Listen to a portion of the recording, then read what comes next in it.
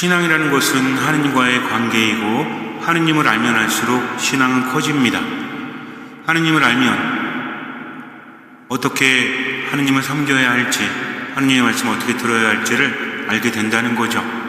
신앙이라는 것은 어떤 계명을 부담을 가지면서 지키는 것이 아니라 알면 알수록 그 계명을 지킬 수밖에 없는 것. 그래서 가장 중요한 건 하느님의 계명을 지키면 천국 가고 하느님의 계명을 지키지 않으면 천국 못 간다, 이것이 아니라 하느님을 알면, 하느님을 사랑하게 되면 그분의 은총이 얼마나 크신지를 알게 되면 변화된다는 거죠. 그래서 억지로 하는 옥죄는 신앙이 아니라 하느님 안에서 자유를 누릴 수 있는, 평화를 누릴 수 있는 그런 신앙을 살아가야 합니다. 예수님께서 말씀하셨죠. 나는 길이요 진리요 생명이다. 내가 너희에게 평화를 주는데 이 평화는 세상의 평화와는 다르다라고 하십니다. 그러니까 가장 중요한 것은 하느님을 알면 그렇게 될 수밖에 없다는 거죠. 수많은 성인들이 순교할 때 어떻게 했죠? 죽음의 공포에 휩싸여서 죽고 싶지 않아서 발버둥 쳤습니까? 나는 하느님을 믿지 않는다고 하면 살 수 있었음에도 불구하고 그들은 하느님을 믿고 기꺼이 죽음을 선택했다는 거죠. 이것은 인간이 할 수 없는 겁니다. 하느님의 힘이 있기 때문이죠. 김대건 신부님도 망나니가 목을 칠 때 이렇게 말씀하셨다고 하죠.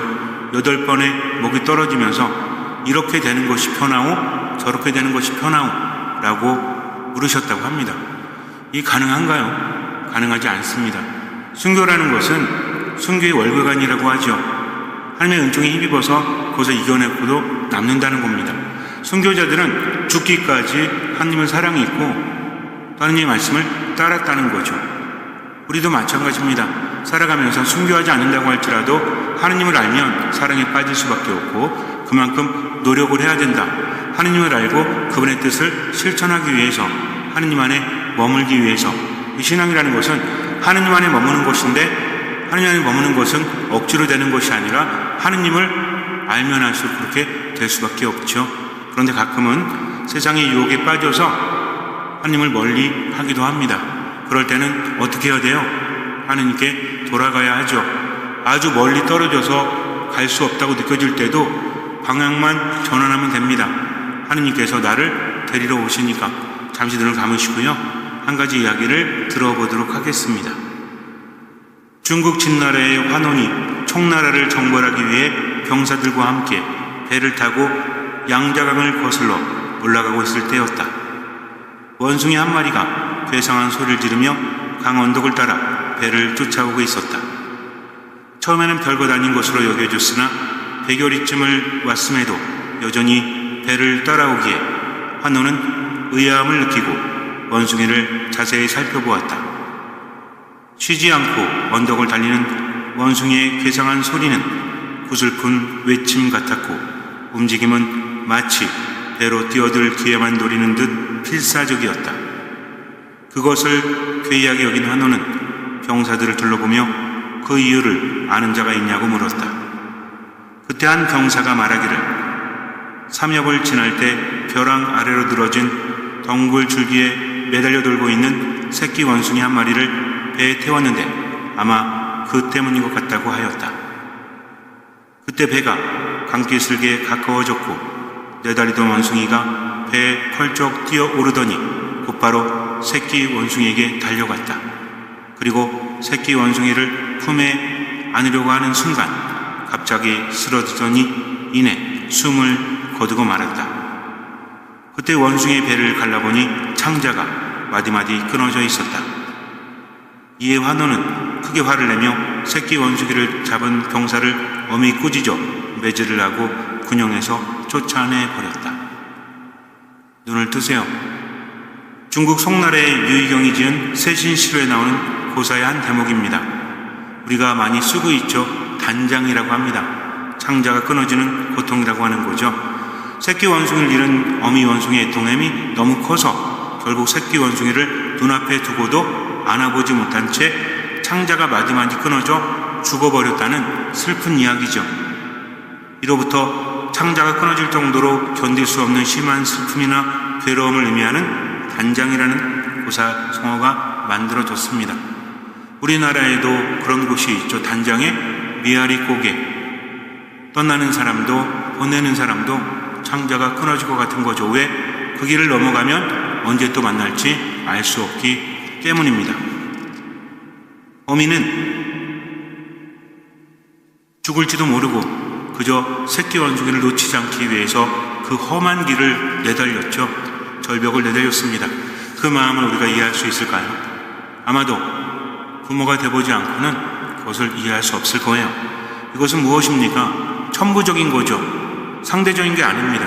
살다 보면 우리는 주고받는 관계에 익숙해져 있죠. 나쁘다고 말할 수 없어요. 나를 사랑해주면 나도 그를 사랑해줄 수 있어요. 나에게 막대하면 나도 그를 막대합니다. 보복하진 않더라도 잘해주진 않죠. 아무리 사랑하는 연인이나 부부도 마찬가지지 않습니까? 자꾸만 무심하면 나도 무심하게 되죠. 그러나 부모는 그럴 수가 없어요. 왜냐하면 하느님을 닮은 마음이기 때문입니다. 부모는 자녀를 사랑합니다. 왜 사랑하죠? 조건은 있죠, 물론. 하지만 세상의 조건과는 다르지 않습니까? 자식이 잘생겨서, 이뻐서, 공부를 잘해서, 아니면 부모에게 잘해서 바로 자식이기 때문이죠. 잘났든 못났든 내 자식이기 때문입니다. 그래서 어린아이는 가장 행복한 존재죠. 어린이가 가장 행복하다고 하죠. 그래서 아이일수록 많이 웃는데 어른이 될수록 많이 웃지 않는다고 합니다. 아이들이 왜 행복해요? 모든 아이들이 행복한 거 아닙니다. 부모가 있는 아이들이 행복하다는 거죠. 왜냐하면 부모를 믿고 있기 때문에. 아이들은 가진 것이 없어도 엄마 아빠 것이 내 것이기 때문에. 아빠 엄마만 있으면 편히 쉴 수 있기 때문입니다. 아이들은 부모에게 무조건적이죠. 의지합니다. 아빠는 슈퍼맨이고 엄마는 원더우먼이죠. 그래서 어떤 일이 있을 때 뭐라 그래요? 우리 아빠한테 이른다, 우리 엄마한테 이른다 라고 하죠. 상대가 누구든 상관이 없어요. 왜? 나에게는 아빠 엄마가 최고이기 때문입니다. 그러니까 아빠 엄마만 있으면 돼요. 뭐가 필요하면 달라고 하면 되니까. 그리고 피곤하면 엄마 품에서 쉬면 되니까. 그래서 어른이 된 지금도 어쩌면 여러분들 많이 생각하시죠? 나이가 들어서 부모님 떠났음에도 불구하고 어때요? 힘들 때는 옛날 그때 그 시절, 어린 시절이 떠오르지 않습니까? 힘들 때 가장 돈이 많았던 시절이 떠오르세요? 그렇지 않습니다. 왜? 아빠 엄마 아래서 내가 편히 살 수 있었던 그때가 그리운 것이죠. 누가복음 15장을 보면 아주 유명한 이야기가 나옵니다. 돌아온 탕자라는 제목을 가지고 있죠. 그런데 과연 돌아온 탕자가 주인공일까요? 어떤 사람에게 아들이 둘 있었는데 작은 아들이 와서 이야기합니다. 아버지, 어차피 저에게 돌아올 재산이지 않습니까? 그러니까 저에게 줄 유산을 미리 주십시오. 아버지는 거절하지 못해요. 그래서 줍니다. 아들은 받자마자 머나먼 곳으로 떠나갑니다. 아버지가 찾을 수 없는 곳이죠. 거기에서 아들은 재산을 흥청망청 씁니다. 결국은 탕진하게 돼요. 돈이 많았을 때는 붙어있는 사람도 많죠. 그런 돈이 없으니까 주변에 사람들이 없어요. 당장 하루 먹을 것도 없습니다. 그런데 그때 심한 기근이 그 가정에 들이닥칩니다. 작은 아들은 먹을 것이 없으니까 구걸도 해보았죠. 하지만 그것도 여의치 않아요. 그래서 농장에 가서 일을 합니다. 돼지 치는 일을 하는 거였죠. 워낙 배가 고파서 돼지가 먹는 열매 꼬투리, 그것을 먹고자 했지만 그것도 허락되지 않습니다. 그때 후회하죠. 아버지 품을 떠난 것을. 그런데 이미 유산을 받아왔기 때문에 아들로 돌아갈 수 없습니다. 유산을 받은 상태에서는 이제 아버지와 아들의 관계는 끝난 거나 다름이 없기 때문에 경제적으로 독립되어진 겁니다. 아버지는 의무를 다한 거죠. 아들은 돌아갈 염치가 없죠. 그래도 목구멍이 포도청이라고 굶어 죽게 생겼으니까 아무도 나를 살려주지 않으니까 그때 아버지가 떠오릅니다. 아버지는 종들에게도 참 잘해준 분이었기 때문에. 그래서 결심합니다. 아버지에게 가서 저는 아들이라 불릴 자격이 없습니다. 그저 품바리꾼 가운데 하나로 써주십시오 라고 부탁을 하고자 합니다. 그렇게 아버지께 가요. 그런데 멀리서 아버지가 아들을 기다리고 있어요. 남루한 차림에 꼴이 말이 아님에도 불구하고 아버지는 멀리에서 알아봅니다. 아마 연인도 알아보지 못할 거예요. 친구도 알아보지 못할 거예요. 그러나 아버지는 알아봅니다. 아버지는 달려갑니다. 그리고 아들의 목을 껴안쳐 입을 맞춥니다. 아들이 말해요. 제가 하늘과 아버지께 죄를 지었습니다. 저는 아버지 아들이라고 불릴 자격이 없습니다. 그런데 아버지는 종들에게 이릅니다. 어서 가장 좋은 옷을 가져다 입히고 손에 반지를 끼우고 발에 신발을 신겨 주어라. 그리고 살진 송아지를 끌어다가 잡아라. 먹고 즐기자. 나의 이 아들은 죽었다가 다시 살아났고 내가 잃었다가 도로 찾았다. 그리하여 그들은 즐거운 잔치를 벌이기 시작을 합니다. 이 구도를 머리와 마음에 잘 담으세요. 루카복음 15장은 하느님의 엄청난 자비를 우리에게 말해주고 있기 때문입니다. 자비라는 것이 무엇입니까? 자비라는 것은 하느님의 사랑의 특성 중에서 가장 큰 거죠. 그래서 미세코르디아라고 라틴어로 하는데 이게 뭐냐면 미세리는 뭐냐면 불쌍한 사람들 뭐 이런 걸 의미합니다. 그리고 코르디아는 뭐냐면 심장에서 나온 말이에요. 그러니까 측은하고 불쌍한 사람들 보고 뭐가 느끼는 거예요? 심장이 느껴서 그냥 불쌍하네 이게 아니라 견딜 수 없는 겁니다. 그러니 그들을 도와줄 수밖에 없다는 거죠. 그런데 여기에서 아버지가 아들이 돌아올 때 보고 느끼는 감정을 성경에서는 스플랑크니 조마이라는 단어를 써서 표현하고 있어요. 이게 뭐냐면 바로 단장의 고통입니다. 제가 여러분들에게 가끔씩 말씀드리죠. 예수님께서 측은한 마음이 드셔서 주님의 백성들이 목자이는 양처럼 헤매이는 것을 보고 가엾은 마음이 드셔서 라고 표현하는 단어가 바로 이겁니다. 예수님께서는 하느님이셨죠. 사람들을 보고 가엾은 마음이 드셔서 그들을 도와주시고 치유하시고 생기를 불어넣어 주시고 말씀을 전해주십니다. 이 아버지도 마찬가지였어요. 아들은 분명히 어땠습니까? 이 아들은 뭐예요? 이 아들은 효자가 아닙니다. 불효자 중에서도 탑이야. 이건 비교할 수 없을 정도로 그렇게 아버지에게 불효하는 거죠. 근데 아버지는 어땠어요? 그 아들을 받아들입니다. 일단 아들이 아버지에게 뭘 요구했죠? 아버지에게 저 사업할 테니까 돈 좀 빌려주시죠 그랬어요? 뭘 달라고 했어요? 유산을 달라고 했죠? 유산은 언제 주는 거죠? 죽을 때 주는 거잖아요. 근데 미리 와가지고 유산 달라고 하면 우리나라는요, 여러분들 자식들이 아버지 어머니 어차피 주실 거잖아요. 미리 좀 땡겨주시죠. 무엇을? 유산을. 그러면 흔쾌히 땡겨주나요? 기분 나쁘죠. 아무리 아들이라고 할지라도 나보고 뭐 하라는 거야? 죽으라는 거잖아요. 그런데도 아버지는 그것을 말없이 내줍니다. 아들은 어떻게 합니까? 받자마자 먼 고장으로 도망가는 거지. 왜? 아버지의 간섭을 받기 싫기 때문에. 내가 흥청망청 쓰면 아버지가 좀 아껴 써야 되지 않겠니? 라고 간섭할 거잖아요. 그러니까 아들은 아버지를 피해서 먼 고장으로 가서 자기 맘대로 사는 겁니다. 근데 문제는 뭐였죠? 그렇게 하다가 결국 가산을 탕진하게 되죠. 그리고 얻어먹지도 못합니다. 더군다나 기근이 들어요. 그때 그는 무엇을 하죠? 돼지치는 일을 합니다. 유대인들에게 있어서 돼지는 부정한 동물이죠. 웬만하면 치지 않습니다. 굽이 갈라져 있지만 되새김질을 하지 않기 때문에 부정한 거예요.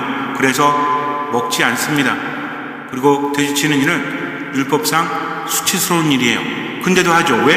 목구멍이 포도총이니까. 더군다나 어때요? 열매 꼬투리 누가 먹는? 돼지가 먹니? 말이 됩니까? 그렇게 품격이 떨어졌다는 거죠.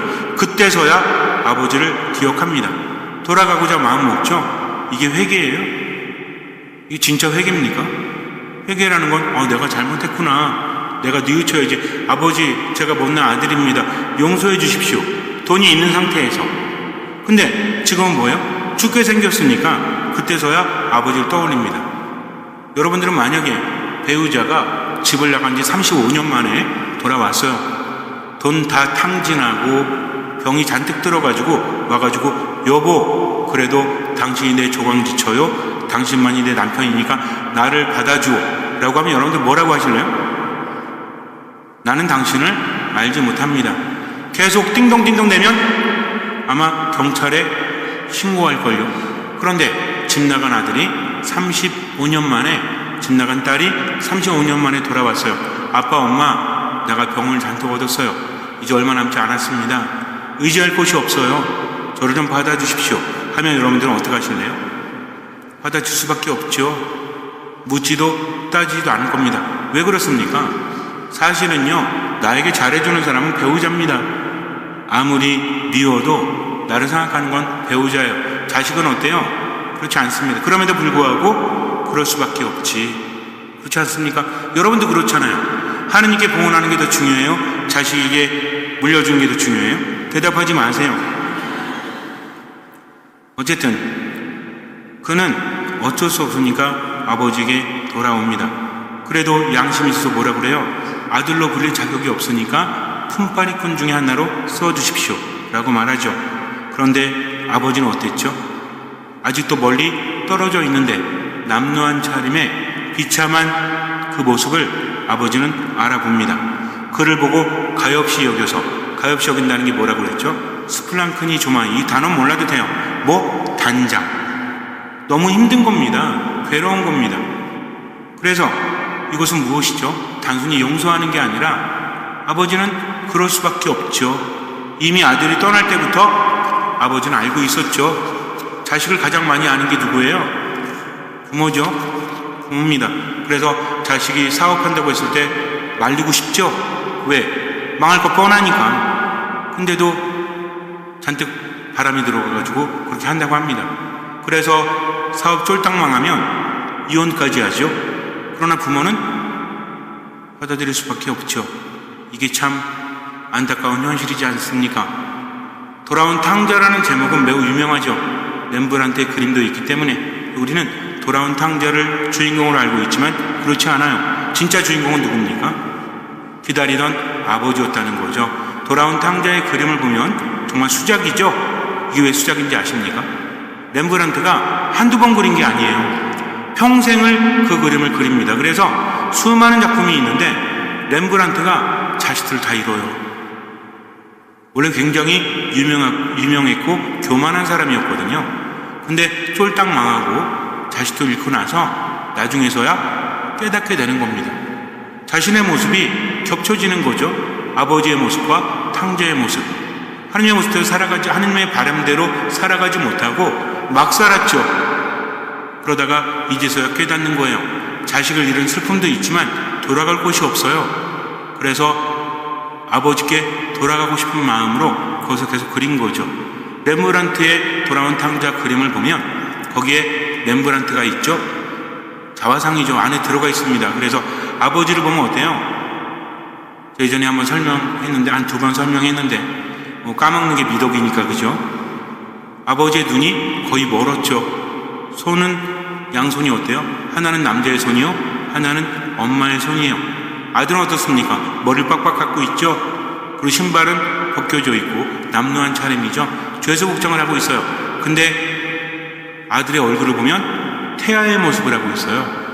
뭡니까? 아버지 품에서 이제 편히 쉴 수 있는 거죠. 아버지는 아들을 꽉 붙듭니다. 그림인데도 강렬해요. 이제는 놓치지 않겠다는 거죠. 돌아온 너를 내가 놓치지 않겠다 라고 하는 누구의 마음이죠? 하느님의 마음이라는 거죠. 렘브란트는 이 그림을 그렸습니다. 우린 그 그림을 보면서 참 마음이 애잔해지죠. 왜? 하느님의 사랑이 느껴지기 때문입니다. 유대인들은 인간의 가장 깊은 감정이 내장에 자리하고 있다고 여겼죠. 그래서 연민이나 고통이나 이런 것들이 어디서 나온다? 이 안에서 나온다. 우리도 그렇잖아요. 그래서 단장이라는 말도 공감이 가죠. 내가 너무나 슬플 때, 특히 자식 일로 인해서 마음이 찢어질 때 마음만 힘듭니까? 몸도 힘들잖아요. 그죠? 연결이 되어 있다라고 하잖아요. 그래서 어떻게 연결이 되어 있는지는 저한테 묻지 마시고 우리 한의사 선생님 있으니까 가서 슬픔, 분노 이런 것들, 그래서 인간의 감정이 인간의 몸에도 영향을 미친다고 하죠. 있습니다. 그래서 나중에 물어보시면 될 것 같고, 어쨌든 단장의 고통 이런 것들은 부모이기 때문에 느낄 수밖에 없다는 겁니다. 중요한 건 뭐죠? 아버지가 아들을 잊지 않았다는 거. 아버지가 돌아온다고 해서, 아니 아버지가 아니라 아들이 돌아온다고 해서 아버지가 받아주지 않으면 아무 의미 없습니다. 우리가 세상을 살면서 기도한다고 해도 하나님이 들어주지 않으면 아무리 열심히 기도해도 의미가 없다는 거죠. 기도할 때 왜 이루어지죠? 하나님께서 나에게 주고자 하시기 때문입니다. 용서를 청하면 왜 용서가 되죠? 하나님께서 용서해 주시기 때문이라는 거죠. 여기서 아버지의 행동이 아주 특이합니다. 왜냐하면 유대사회에서, 고대 유대사회에서 연로한 가장이 달려나가는 것은 체면과 권위를 무너뜨리는 행동이기 때문에, 우리도 옛날에 그랬죠. 양반은 안 뛰죠. 뒷짐지고 그거 있잖아, 양반전인가 그거 보면은 풍자할 때 팔자걸음으로 막 걷지 않습니까? 양반 그거 족보 사가지고 양반 흉내내냐고 하면서, 그죠? 그리고 어디 가서도 뭐라고 이리 오너라 그러잖아요.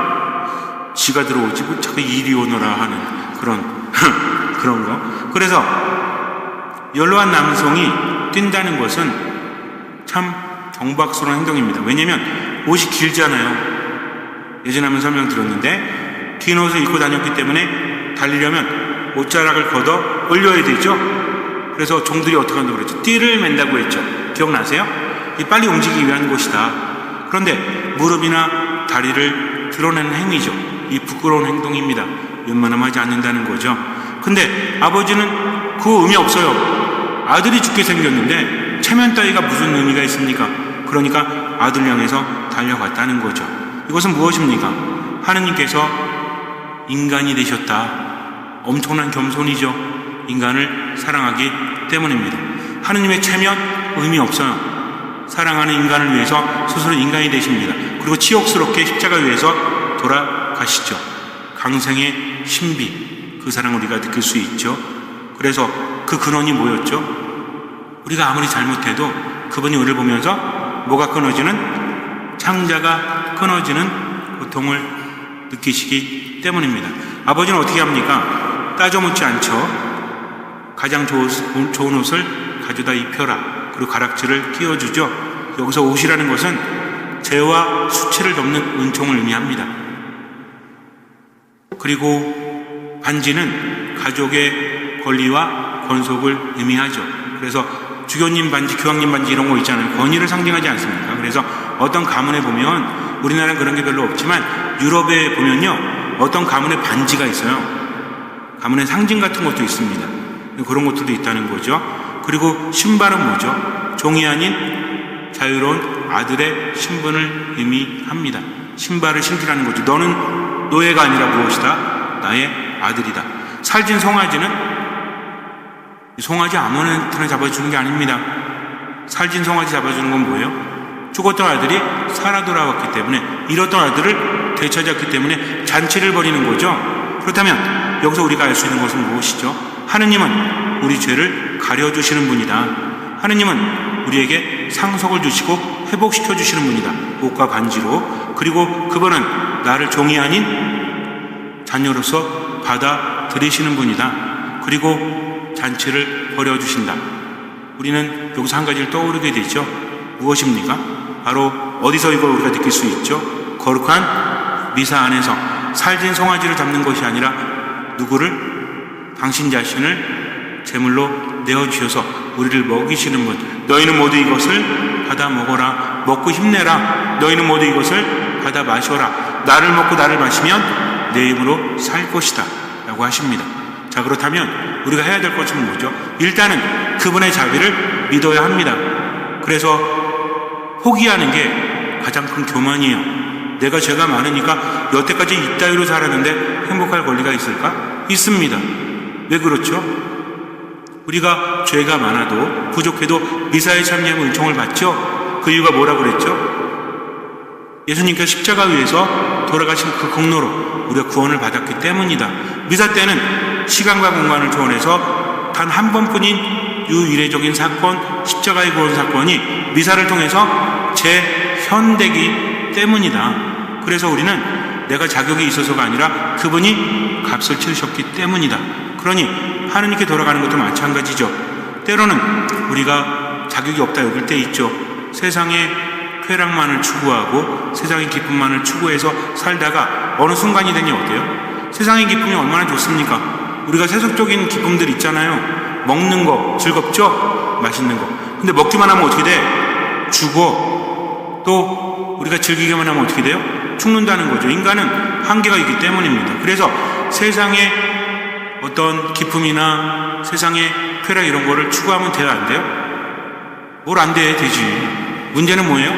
하느님을 잊은 채 거기에만 몰두하는 거죠. 그러면서 누구의 뜻을? 하느님의 뜻을 따르지 않는 겁니다.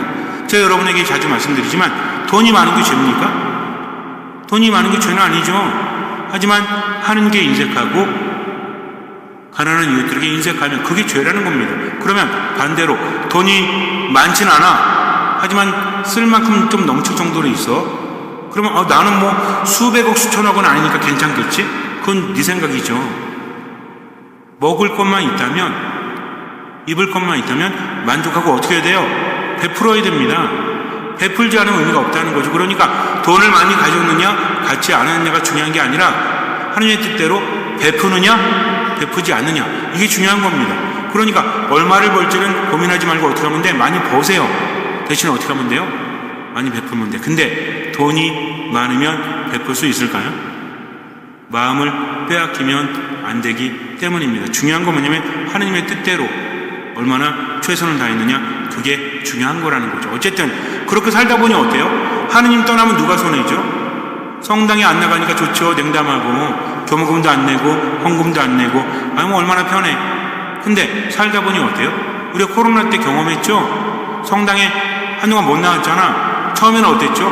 뭔가 껄쩍지근하고 안 나가도 되는 건가? 라고 했죠. 근데 좀 지나니 어때? 편해. 봉사 안 해도 되고 4시간 즐겨도 되고 그러다가 몰두하다가 냉담하는 분도 많죠. 근데 점점 시간이 지나니 어때? 세상의 즐거움에서 큰 기쁨을 느끼지 못합니다. 오히려 어때요? 점점 몸도 마음도 정신도 영혼도 힘들어질 감을 느끼죠. 그때 성당에 나갈까? 근데 그때 어떤 마음이 들어요? 내가 이제 나간다고 될까? 라는 마음이 들기도 하죠.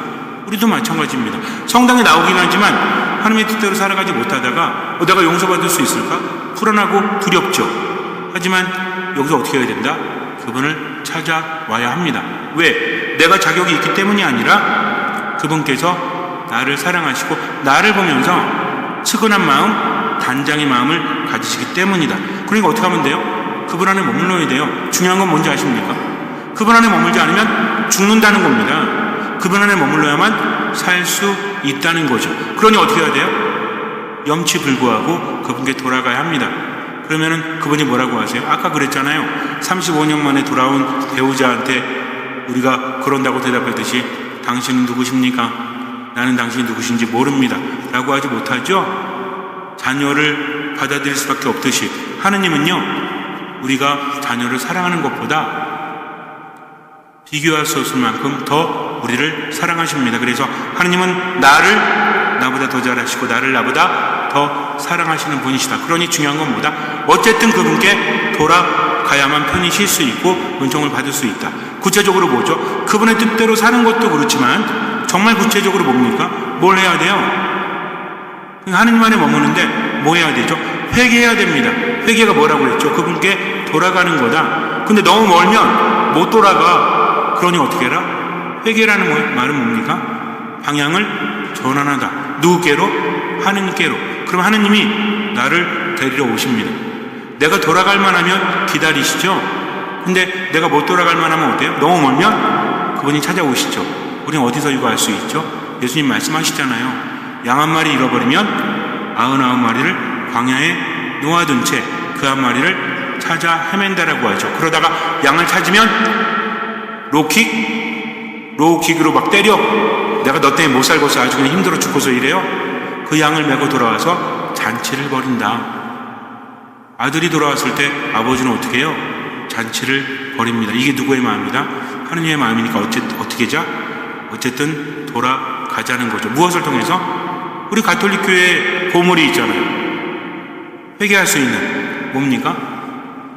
고해성사, 또 뭐 그분 안에 머무는 거 성체성사, 이 두 가지가 가장 중요하다고 그랬죠. 성체성사가 핵심입니다. 성체성사에 참여하기 위해서 뭐 하는 거예요? 고해성사하는 거죠. 그럼 어떻게 고해성사 봐야 돼? 마음을 돌리고 봐야지. 와가지고 성부와 성자가 기억도 못해. 아니 연세가 많으셔가지고 고해성사를 잘 기억을 못한다? 사실 이것도 문제예요. 왜 그런지 아세요? 젊을 때부터 했잖아. 얼마나 안 했으면 그걸 까먹어. 나이가 들어가지고 세례받았으면 몰라도 와가지고 그거 까먹으면 안 되죠? 근데 까먹어도 돼요. 근데 들어오면 오세요. 어쨌든 들어와가지고 어때? 성부와 성자와 성령 이름으로 마음이 간절하지가 않아. 뭐라 그래요? 사는 게 다 죄죠 뭐. 그리고 아유 뭐 그냥 뭐 주일 빠졌고 아유 그 아침 묵조신공 좀 빼먹었고 그냥 아유 뭐 그냥 벌써 태도가 어떤지 아세요? 그냥 어쩔 수 없이 하는 거야. 왜 떠밀려 들어왔거든. 뭔가 이거 좀 알긴 알죠. 죄인 것 같긴 한데 근데 뭔가 말은 해야 될 것 같고 와서 이야기하지 않습니까? 그러면 어떻게 해야 돼요? 하느님 안에 머물지 못하면 마음 아파하면서 제가 사랑하지 못했습니다. 어떤 사람에게는 죄가 되지만 어떤 사람에게는 죄가 안 될 수도 있어요. 옛날에는 대죄라는 목록이 있어가지고 고해성사를 봐야 되는 죄가 따로 있고요. 그냥 미사 때 사회전제가 따로 있었습니다. 목록까지 만들었어요. 옛날에는요. 왜? 대죄는 죽음에 이르는 죄이기 때문에 성사를 봐야만 어디 참여할 수 있습니까? 성체성사에. 근데 시대는 변하잖아요. 근본 내용은 변하지 않지만 그렇지 않습니까? 그러면은 우리는 뭐를 고백해야 되죠? 거짓말했다 고백해야 되겠죠. 뭐 주님에 빠졌다 이것도 중요하죠. 근데 죄가 없다고요? 사랑하지 못한 것도 죄입니다. 미워한 것도 죄죠. 도와주지 못한 것도 죄라는 거죠. 왜? 하느님 안에 머물기에 마땅하지 않은 내 마음이란 게 있잖아요. 성찰을 많이 하면 고해할 내용이 그렇게 많아지는 거죠. 근데 고해 들어와가지고 길게 하라는 얘기가 아닙니다. 이게 묵상은 길게 하세요.